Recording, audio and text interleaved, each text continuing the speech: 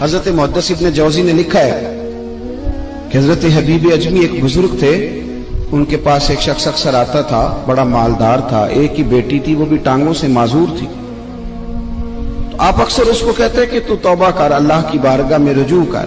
ایک وقت ایسا آتا ہے کہ پھر انسان کا جب کوئی اپنا نہیں رہتا پھر اسے مصلی یاد آتا ہے، لیکن اگر مصلی کی عادت بچپن سے پڑ جائے نا تو پھر ذرا آسان ہوتا ہے اللہ سے دل لگانا۔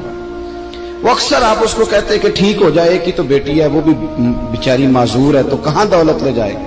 آج کرتا ہوں، ہم تاریخیں دیتے رہتے ہیں نا اللہ تعالیٰ کو معاذ اللہ کہ رمضان سے میں نے نیک ہو جانا ہے، عمرہ کر کے آؤں گا تو پھر میں پکا نمازی ہوں۔ خدا کے بندو، کس نے تجھے بتایا کہ رمضان تک تو زندہ رہے گا؟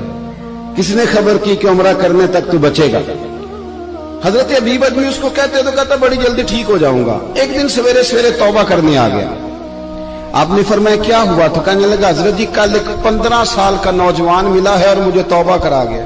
مزہ ہی اس عمر میں اللہ اللہ کرنے کا، نبی کریم سے محبت بھی کرنی ہو تو یہی عمر ہے۔ عشق لگا سی کھیڈاں کھیڈ دینی تے پھر مینوں کھیڈاں بھول بھول گئیاں، کجل پایا سی میں یار دے ویکھنے نو، پھر او دی یاد وچ روندیاں ہی ڈل گئیاں۔ حیدر شاہ اس گلی کدے نہ رولدی پر ہن تے رول گئیاں۔ جن لوگوں نے ابو جہل کو قتل کیا تھا ان کی عمر بھی 15 سال تھی۔ ہم تو بڑے ہی نہیں نہ ہوتے ساری زندگی، نہ ہمیں کو بڑا ہونے دیتا ہے، ہم بڑے ہی نہیں ہوتے، یہ تو عمر ہے کچھ کر گزرنے کی۔ 15 سال کا نوجوان توبہ کرا گیا تو اب حضرت حبیب اجمی کہنے لگے وہ کیسے؟ کہنے لگا حضرت جی میں کل منڈی گیا تھا، مجھے کچھ سامان خریدنا تھا، تو بغداد کے بازار سے میں نے مچھلی خرید لی 10 کلو، باقی بھی سامان تب خود لے جا نہیں سکتا تھا۔ تو مزدور آپ کو پتہ ہے بیچارے آج بھی سڑکوں پہ بیٹھے، تو مزدور بیٹھے تھے تو ان میں ایک نوجوان 14-15 سال کا، چہرے پہ بڑی روشنی۔ میں نے اس کو کہا بیٹے مزدوری کرو گے؟ کہنے لگا حضور مزدوری بھی کرتا ہوں، پڑھائی بھی کرتا ہوں، اور جو اللہ کو منظور ہو اس کی عبادت بھی کرتا ہوں۔ میں نے اسے کہا کہ یہ میرا سامان ہے فلاں جگہ پہنچانا ہے، کیا لوگے؟ کہنے لگا 3 دینار مزدوری۔ سودا طے ہو گیا، اس نے سامان اٹھا لیا۔ کہتے ہیں رستے میں ظہر کا وقت ہو گیا، کہنے لگا چچا اگر اجازت دو تو نماز پڑھ دو۔ 15 سال کا جواب۔ کہتے میں رکھ کے نا وہاں سامان تو پھٹے پہ بیٹھ گیا، وہ نماز پڑھنے چلا گیا، باقی لوگ دیر سے آئے، وہ بچہ جلدی آ گیا۔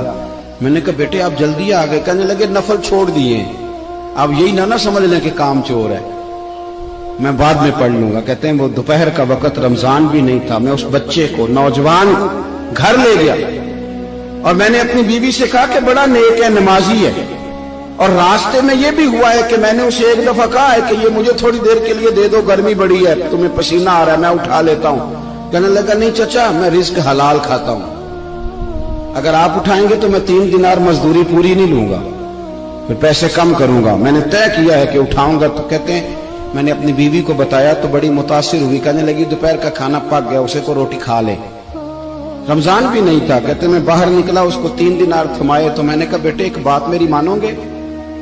کہنے لگا بتائیے۔ میں نے کہا کھانا پکائے کھا لو۔ کہنے لگا میں معافی چاہتا ہوں، میں نے روزہ رکھا ہوا ہے۔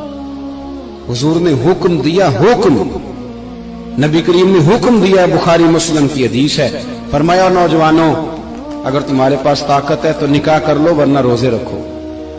حکم دیا، یا نکاح اور یا روزے، یہ سرکار کا حکم ہے۔ بھائی نفلی روزہ نفس کی قوتوں کو کچلتا ہے، انسان میں نورانیت اور روحانیت لاتا ہے۔ کہتے وہ کہنے لگا میں نے روزہ رکھا ہے، میں اور متاثر ہو گیا۔ میں نے کہا اب کیا کرو گے؟ کہیں اور جانا ہے؟ کہنے لگا نہیں، میں جس دن 3 دینار کما لیتا ہوں پھر میں مزید لالچ نہیں کرتا، باقی وقت یا قرآن مجید پڑھتا رہتا ہوں یا نبی پاک پہ درود شریف پڑھتا رہتا ہوں۔ اب بتائیں تو میں نے کہا کہ افطار میرے ساتھ کر لو۔ کہتے ہیں میں اسے مسجد چھوڑ آیا اور خود میں لوٹ آیا، افطار کے بعد میں اسے لایا، کھانا کھلایا، عشاء پڑھی، اس کا گھر دور تھا، میں نے ڈرائنگ روم کھول دیا، بیٹھک کھول دی، وہیں وہ سو گیا۔ میری 20 سال کی معذور بچی کبھی چل نہیں سکتی تھی، کوئی طبیب کوئی حکیم میں نے چھوڑا نہیں تھا اس کو دکھایا نہ ہو، ایک ہی بیٹی وہ بھی معذور پیدائشی۔ اس کے کمرے میں گئے، میاں بیوی اسے کھانا کھلا اور بتایا بیٹے ایک نوجوان ہے بڑا نیک ہے ہمارے گھر میں، آج بڑا پرہیزگار۔ پتہ ہے حضور نے کیا فرمایا؟ نبی کریم فرماتے ہیں جب نوجوان اٹھ کے تہجد پڑھتا ہے نا، نوجوان تو اللہ فرشتوں کے سامنے اس نوجوان پر فخر فرماتا ہے. اللہ فخر کرتا ہے کہ عمر دیکھو دیکھو یہ میری بارگاہ. اللہ فخر کرتا ہے, اللہ یعنی خدا خود میرے مجلس بود, اللہ فخر کرتا ہے. اب سوچے تو ہم نے اپنی بیٹی کو بتایا کہ نوجوان اور بڑا نیک ہے, تو کہتے ہیں وہ کھانا کھلا کے ہم واپس آ گئے. آدھی رات کا وقت ہوا تو دروازے پہ دستک ہوئی. بچی اپنے کمرے میں سو رہی تھی, ہم اپنے کمرے میں, وہ بیٹھک میں. گھبرا کے اٹھے کہ اس وقت کون ہے دروازے پہ؟ تو بیٹی کہنے لگی ابا دروازہ تو کھولنا.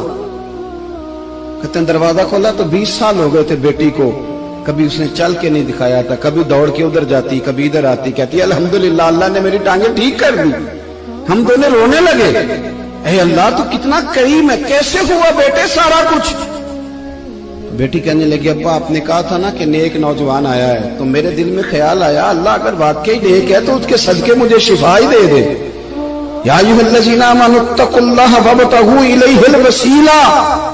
تو کہنے لگی ابھی میری دعا بھی پوری نہیں ہوئی تو رب کریم نے فضل کیا ہے اور مجھے شفا عطا کر دی.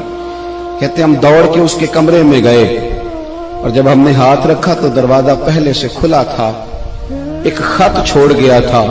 آج کل کے پیر کی کرامت ہوتی تو فیس بک پہ دے دیتا, باقیوں کو بھی ذرا بھول پتا چلے.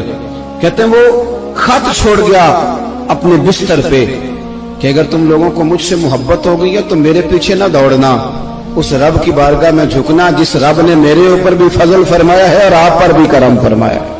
میرے نوجوان دوستو, یہ جو بچپنا ہمیں لوگ کہتے ہیں نا ابھی بچے ہو, ابھی جب آپ بالغ ہو گئے تو نماز فرض ہو گئی, سچ بولنا ضروری ہو گیا, رزق حلال کھانا ضروری ہو گیا, شریعت ساری کی ساری لاگو ہو. ایک تو درگزر سے کام نہیں, دوسرا اپنی زندگی کے اندر خواہشات کو چھوڑیں.